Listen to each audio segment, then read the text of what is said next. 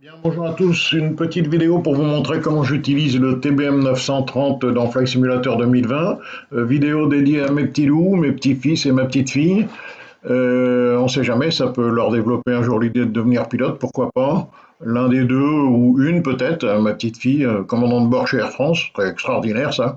Ou un de mes petits loups, je sais pas, ou pilote de chasse ou tout ce qu'on veut, allez. Bon, allez, à vous mes petits loups. Alors, on est à Cancarpiquet, LFRK Lima Fox Radio Kilo, et on va faire un vol jusqu'à Cherbourg-Maupertuis, LFRC Lima Fox Romeo Charlie. J'ai dit Radio Kilo tout à l'heure, je crois, je sais plus, j'ai dit une connerie en fait. Donc le temps est pas terrible, on va regarder ça de l'extérieur, ouais. Pas franchement beau, j'ai prévu un vol VFR. J'espère que les conditions VFR sont réunies. Je vais vérifier ça d'ailleurs. Oui, a priori on a vendu 340 pour 10 nœuds. On n'est pas cavote, ok, mais on est en non significatif, c'est bon. Ok, c'est la piste 31. Donc on fait le tour de l'avion comme d'habitude, hein, c'est ce qu'on apprend quand on passe le brevet de pilote. On vérifie les bords d'attaque d'hélice, la casserole d'hélice, train d'atterrissage, sortie des tuyères, vérification des bords d'attaque de l'aile, météo, prise statique, etc., etc., etc. On va abréger ça. Je vais retirer les manches du cockpit virtuel. On va fermer la porte. Voilà. Je règle la radio sur mon écran de gauche, que vous pouvez pas voir, c'est l'ATC que j'ai déporté sur l'écran de gauche, et on va mettre le contact. Pour mettre le contact, on retire le cran de sécurité, on se met sur la batterie et le générateur en marche. Voilà. Et on va faire une demande de roulage. En VFR, je ne sais pas, mais en IFR, je suis sûr que si on fait pas une demande de roulage, le gars qui est ici, si on n'annule pas le repoussage, vient directement dans l'hélice se faire couper en rondelles. C'est pas terrible. Donc par sécurité, on va faire une demande de roulage, départ vers le nord. Ok, ça c'est fait. Je mets mon Garmin en marche et je vais déporter ces deux écrans, le MFD et le PFD. Alors, je les déporte sur un écran de gauche parce que malgré que j'ai un 32 pouces en principal, c'est pas forcément lisible.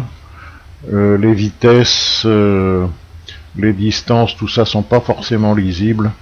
Donc sur mon écran de gauche, comme il est divisé en deux, ça l'est beaucoup plus. Ok, j'ai une checklist pour le démarrage. Donc je vais la prendre. Batterie s'est mis en marche.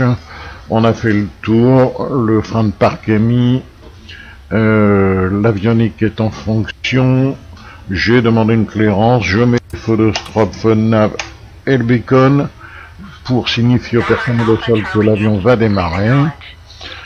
Je mets en marche la pompe auxiliaire, ici, voilà, sur on. Et je mets le démarreur. J'ai des boutons pour ça, je le fais directement avec mes boutons. Je mets le démarreur 2 secondes. 1, 2, voilà. Et normalement, la turbine devrait commencer à partir. Voilà, on le voit. L'hélice commence à prendre quelques tours. On a évidemment des alarmes qui se mettent en marche, mais qui disparaîtront quand le moteur aura pris son régime. On va attendre d'être l'indicateur NG, que l'indicateur NG soit à 51%, et alors il monte pas au-delà de 20% parce que ma manette des gaz est restée sur plein ralenti, donc je vais la mettre sur ralenti. Voilà. Et l'indicateur NG, qui est l'indicateur de générateur de gaz, devrait passer à 51%, et on peut mettre la manette sur la position taxi. Je l'ai fait, voilà, c'est bon. Ok pour ça.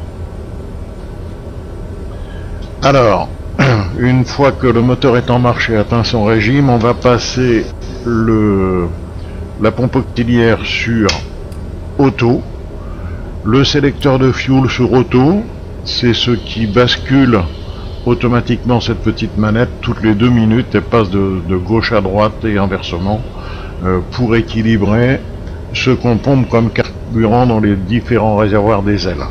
Si on pompe tout d'un côté et qu'on laisse un réservoir plein, ça va nous faire un peu bizarre au niveau de l'équilibre de l'avion. Le sélecteur de fuel c'est fait. Pilote automatique, ça c'est l'interrupteur général du pilote automatique. C'est pas la mise en marche proprement dite du pilote automatique. Le PA on l'active au tableau de bord, mais c'est l'interrupteur, je vais dire, c'est l'alimentation, l'interrupteur d'alimentation électrique du pilote automatique. Donc là aussi j'ai un bouton pour ça, voilà, c'est fait. Le temps est pas terrible, donc peut-être on aura besoin de s'opposer à l'ILS, ça voudrait dire qu'on n'est plus en condition VFR, notez, mais on ne sait jamais, on va prendre nos précautions. Donc je vais régler la fréquence de l'ILS de Cherbourg. Voilà, on va faire ça ici, là. Alors, j'essaye de me battre avec mes écrans, voilà, c'est bon. Voilà, c'est bon. Alors pour ça, on se met sur Navcom. On met audio et radio, Nav 1, et ici, on sélectionne en appuyant sur les boutons. Moi, j'ai une radio. Pour ça, je vais le faire avec. Donc 110-55, c'est la fréquence de Cherbourg. Voilà, 110-55 c'est fait, un coup de switch et en principe je suis passé à la bonne fréquence. Voilà, je reviens sur mon MFD et ma carte. Sur cet avion on doit mettre en marche l'inercept. L'inercept c'est un séparateur inertiel, c'est-à-dire que s'il y a des blocs de glace qui se forment sur les bords d'attaque de l'entrée de turbine et qui rentrent dans la turbine, ça va pas le faire. Donc c'est un système qui permet de dévier tous les corps étrangers ailleurs que dans la turbine. C'est aussi valable au sol, c'est pour ça qu'on le met en général quand on est au sol pour le roulage. Donc là c'est ce bouton ici, moi j'ai un bouton bascule spécial sur mon cockpit, donc j'utilise pas la souris. D'une manière générale, j'utilise pas la souris. Donc par contre l'animation se fait pas avec MS 2020, je sais pas pourquoi. Par contre ici, si je le mets en marche, je vois que Inercept s'est affiché. On. Je l'enlève, ça disparaît. Donc c'est comme ça que je sais qu'il est mis en place. Ensuite on va paramétrer le bleed. Bon, j'ai prévu de voler à 6000 pieds. Le bleed c'est la purge qui permet de pressuriser la cabine. On va voler à 6000 pieds, il n'y en a pas besoin, mais bon, on sait jamais. On voit qu'ici c'est indiqué bleed off. Là encore c'est pareil, j'utilise pas la souris, j'utilise un bouton et l'animation ne se fait pas non plus, sauf qu'ici, si le bouton que j'ai paramétré passe le bleed en automatique, et si j'appuie ce bouton, le bleed off ici va disparaître. Et voilà, donc c'est en marche. Altimètre, eh ben je vais régler l'altimètre. Alors l'altimètre, aujourd'hui on a quoi? À Carpiquet, on a 1016. 1016, alors 1016, là il est affiché 1013. Pour ça j'ai le bouton baromètre, là, baromètre, oui, bien sûr, hein, c'est l'altimètre en fait. Hein. Je fais tourner avec ma souris, la molette de la souris, quand la flèche change, voilà. On voit ici que ça bouge. Sinon je le règle moi avec ma radio Logitech. Voilà. 1016. Voilà, 1016, ça fait 30 pouces de mercure. Je vais le dérégler exprès pour montrer autre chose. Si je veux le faire à la feignante, j'ai le curseur qui se transforme en main sur le bouton barreau. J'appuie au centre et ça règle tout seul. Bon, c'est pas le but de la manip. Altimètre c'est fait. ILS et autopilote, oui. J'ai dit que j'allais voler à 6000 pieds. Alors 6000 pieds, bah voilà, 6000 pieds, c'est le sélecteur d'altitude ici qui va s'afficher là. Donc pareil avec la molette, je règle, mais là j'ai un multipanel qui me permet de le faire plus facilement. Voilà, 6000 pieds, on va mettre 6000. Faut que j'aille doucement parce que voilà, 6000. Pour arriver à 6000, il faut peut-être lui indiquer qu'on veut une vitesse ascensionnelle. Alors vertical speed ici, si je clique là et que ce bouton je fais défiler, je vois qu'ici je fais afficher des valeurs. Moi, avec cet avion, je me sers pas de ça, je me sers du FLC. En cliquant sur ce bouton là, sur l'indicateur de vitesse, on voit qu'il y a une zone qui apparaît. Et pareil, avec la même molette, je peux monter des chiffres. Ça, je le fais aussi avec mon multipanel. Et je vais régler ici 130. 130, c'est-à-dire 130 nœuds. C'est la vitesse à laquelle je veux que mon avion se maintienne en montée. Pour ça, si je mets pleine puissance, il restera à 130 et il réglera automatiquement la vitesse ascensionnelle. Donc 130, c'est son taux de montée le plus élevé. Et donc on va monter à 2005-3000 pieds minute. C'est un avion qui grimpe au nuage. Hein. C'est pas. Donc c'est comme ça que moi je fais pour régler mon altitude. Altimètre, ILS, autopilote, etc. C'est fait le GPS. J'ai paramétré une route ici. On la voit en magenta. Si je laisse comme ça et que je mets en autopilote, je ne suivrai pas la route. Tout simplement parce qu'ici, il est indiqué le VOR. Il est paramétré pour suivre un VOR. Ce qu'il ne va pas faire puisqu'il n'en capte pas. Donc, pour lui dire qu'on veut le GPS, c'est ce bouton ici. Moi, j'ai paramétré aussi un bouton sur mon Yoke. Hein. En cliquant sur le bouton ici, on va faire changer. Voilà, ici j'ai le VOR 2 par exemple, et on voit que la flèche verte est passée en double. Ici, je passe en magenta et c'est écrit FMS, et là ça veut dire que je suivrai le GPS. Si je reclique, je repasse en VOR 1, flèche simple, VOR 2, flèche double, FMS. C'est ce qui m'intéresse, c'est le GPS. Donc, tout est paramétré, c'est OK. On va pouvoir maintenant rouler. J'ai demandé le roulage, on me l'a accepté tout à l'heure. On va donc pouvoir rouler. Avant de rouler, je vais mettre en marche le SkyDolly pour pouvoir... Le SkyDolly, c'est un petit logiciel qui permet de rejouer la scène et de pouvoir enregistrer des vues extérieures, intérieures au choix. Voilà. Donc le temps est franchement pas top. On va passer les feux en mode taxi et on va commencer donc à rouler. Voilà. Je vais me mettre en zoom. Pour rouler, on coupe le frein de parc, on met un peu de gaz et du pied à droite pour éviter de découper le monsieur avec l'aile. Avec le bord d'attaque, cet avion-là, on risque pas de le découper, mais on risque de lui faire du mal quand même. Et on va aller jusqu'au seuil de piste.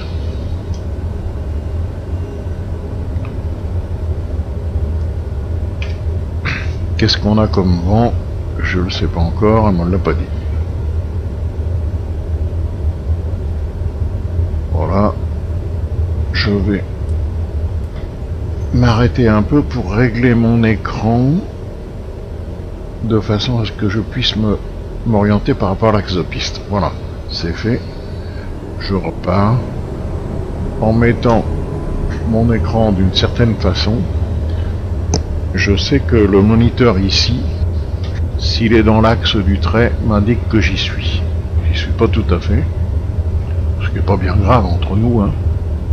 Mais c'est mieux si on essaye de suivre au mieux possible les axes de piste et de taxiway. Voilà, j'arrive au seuil de piste de la piste 1331. Et comme c'est la 31 qui est donnée, voilà, on va remonter toute la piste 13 pour décoller en piste 31. Voilà, j'ai une autorisation avec un vent du 340 à 17 nœuds. 17 nœuds, ça commence à faire pas mal. Mais ça va le faire. Moi j'espère.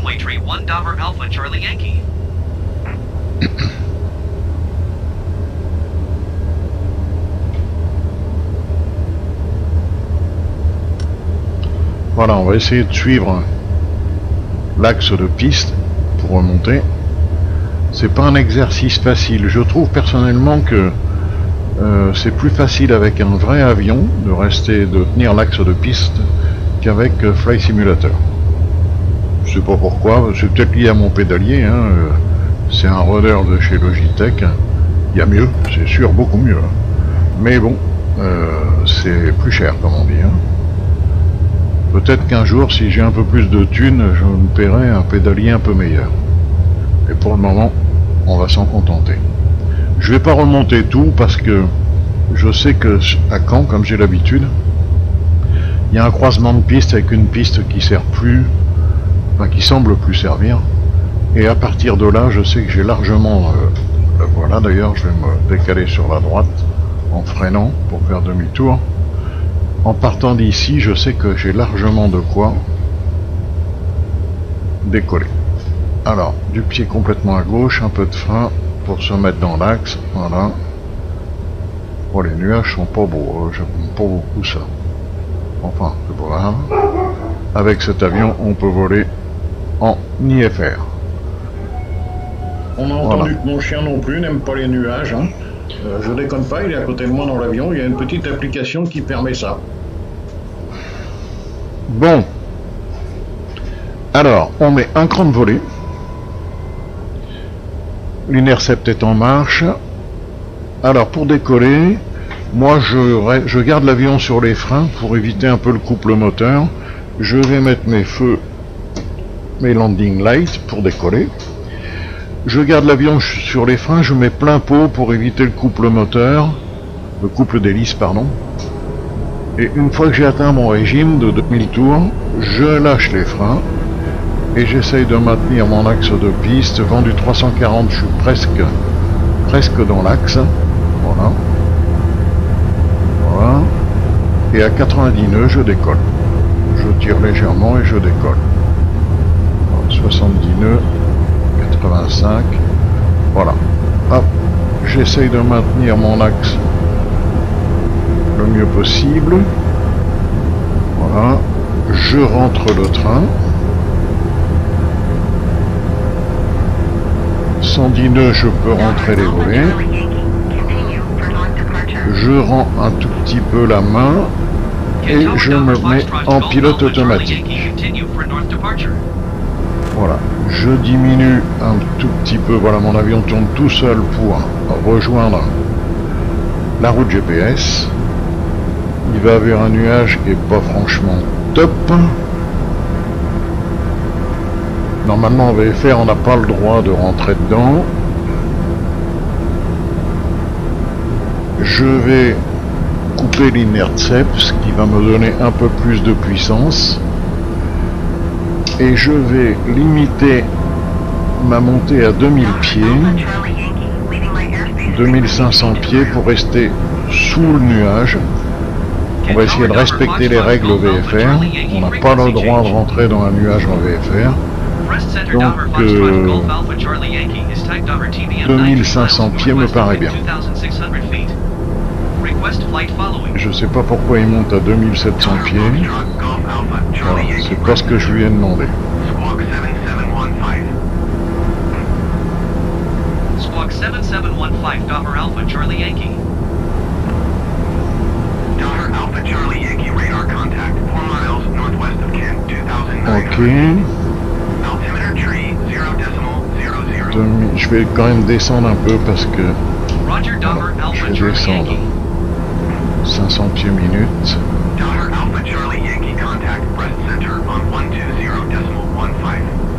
Good day. 120.15 Dover Alpha Charlie Yankee. devrait pas être loin de Bayeux, je pense. Ça semble s'éclaircir un peu. Oui, voilà.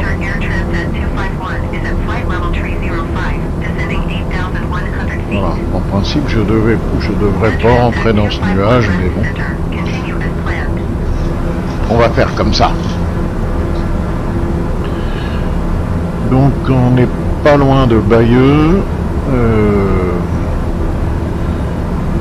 Puisqu'on a des nuages, on va regarder avec le radar météo ce que ça donne comme météo devant. Alors pour ça, on clique sur les MFD, on clique ici sur le bouton Weather, on reclique une deuxième fois, on met Setting, j'ai une ligne bleue ici, je sais pas à quoi elle sert, alors quand même je l'enlève, et je mets Display Weather en horizontal, et a priori ce sont simplement des nuages, il n'y a pas d'eau, j'ai pas l'impression qu'il y en a, non, il n'y en a pas. Donc c'est pas des nuages qui vont nous gêner. On ne voit rien sur le radar météo, donc c'est bon. Je peux le stopper. C'est OK. OK, et je repasse sur ma carte. Et on retourne voir ce qui se passe dehors. Voilà.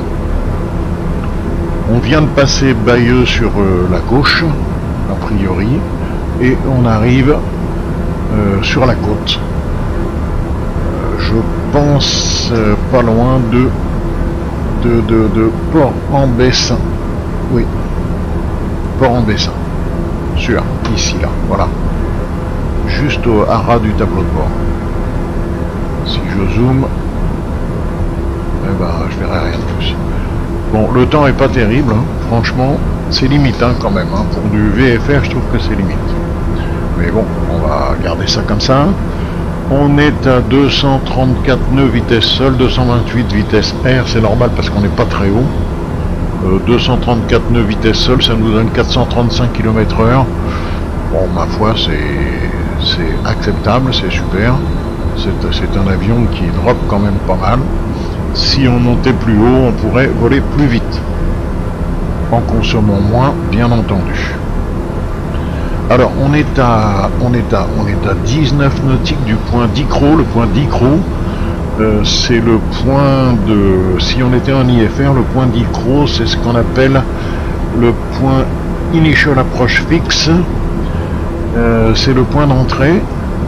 Avant d'arriver au point Initial Fix, qui est le point Charlie Fox 28, c'est le point où on doit être à 3000 pieds et rester en palier à 3000 pieds jusqu'au Final Approach Fix, qui est le dernier point où on peut commencer à descendre sur la pente de l'ILS pour la piste 28 de Cherbourg. On verra ça sur une carte... on voit ça sur une carte VAC. Donc, on est maintenant à 16 nautiques du point d'Icro, on est à 2500 pieds. 2500 pieds, je vais monter à 3000. Et comme ça, on arrivera directement à la bonne altitude. Voilà. Le temps s'est éclairci, il fait meilleur à Cherbourg qu'à Caen.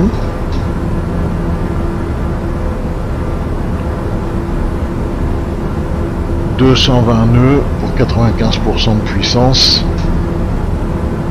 Et une vitesse seule de 224 nœuds. Voilà, ça s'équilibre.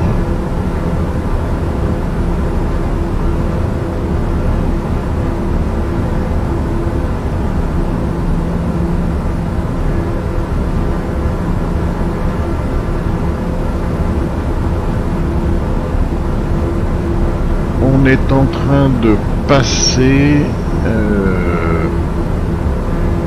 par le travers de la pointe du Hoc. Donc de la plage de Omaha Beach, appelée Omaha la Sanglante, une des plages du débarquement où les Américains ont le plus souffert. Et on passera également par le travers d'Utah Beach. Utah Beach, la BDV, l'entrée du port de 40 ans et d'Isigny sur mer.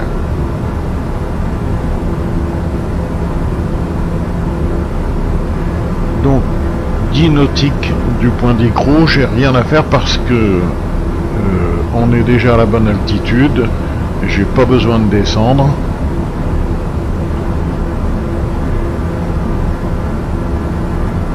Je pourrais ralentir un peu juste avant d'arriver, mais à 10 nautiques on a encore le temps. Et puis on va pas non plus passer notre vie là-dessus.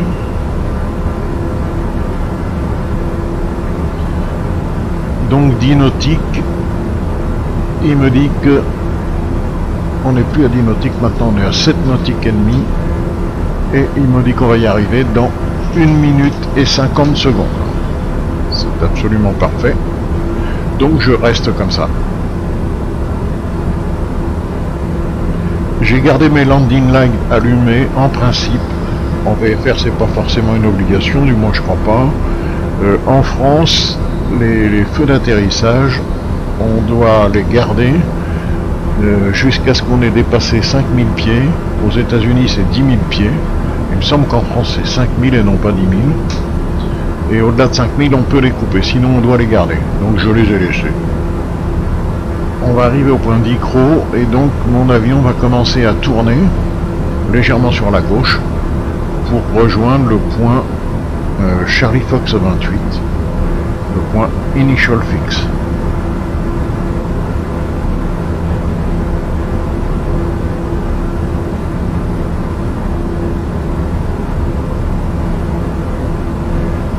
Je vais passer en mode approche et voilà.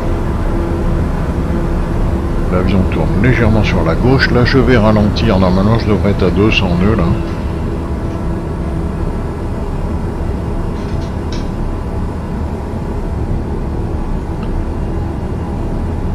Voilà.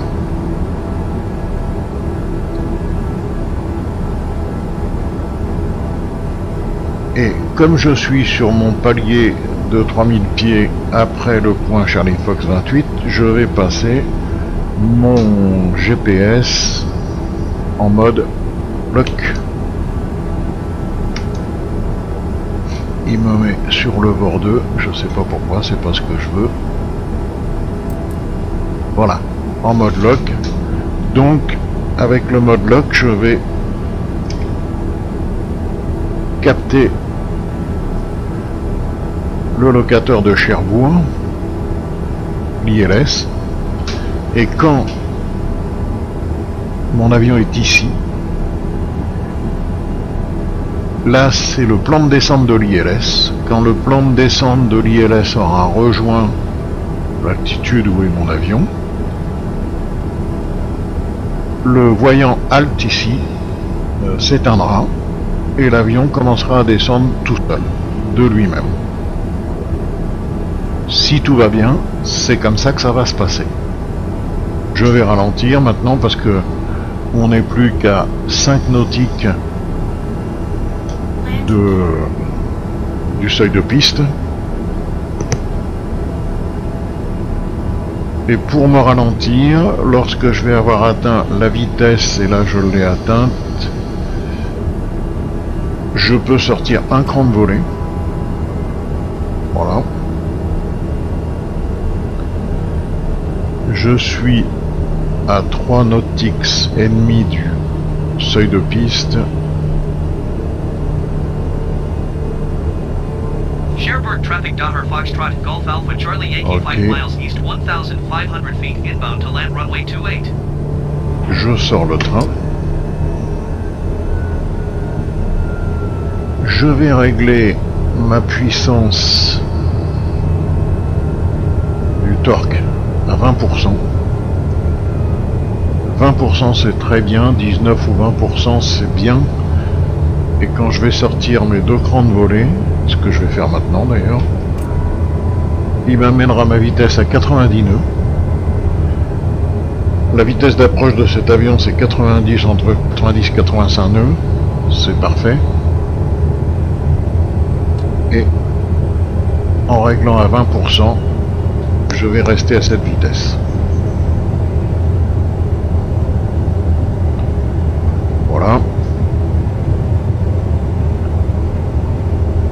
99, 92 nœuds, 91, c'est très bien comme ça. J'ai un vent de 9 nœuds qui vient du 295, quasiment dans l'axe. C'est parfait.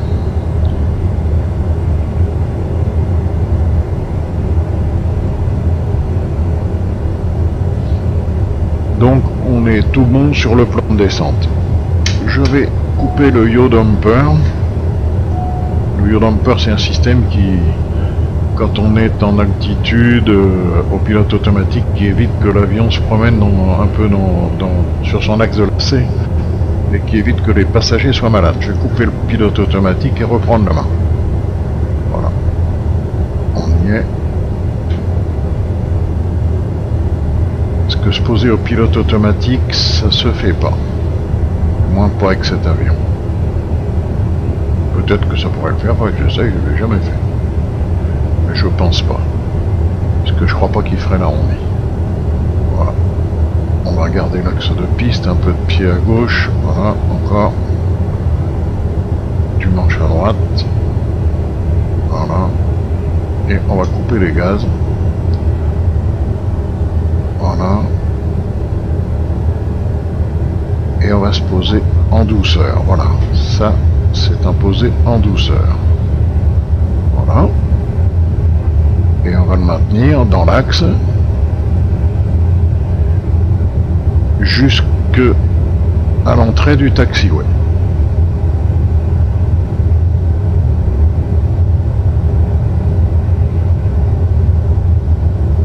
J'ai pas utilisé les freins. Là maintenant, je vais les utiliser pour rentrer au taxiway. Et voilà.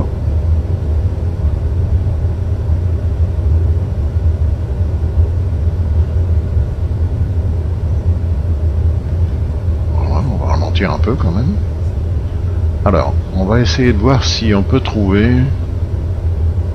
Avec Flight Simulator, c'est sympa. Il y a quelquefois des... Comment on appelle ça, des guides. Oui, voilà. Il y en a là-bas, à gauche. Voilà, je vais m'arrêter. À gauche, là-bas, on voit du monde. Qui vont nous guider pour le parking. C'est sympa, avec Flight Simulator. On va passer par là. Parce que je pense qu'ils sont dans ce sens-là.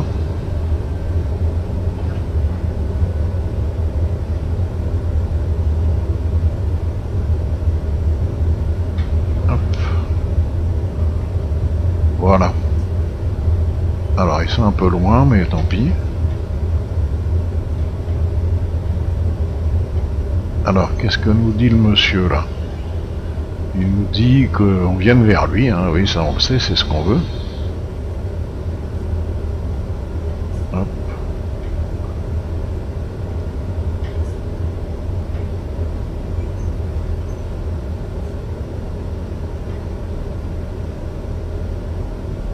À droite, il nous dit.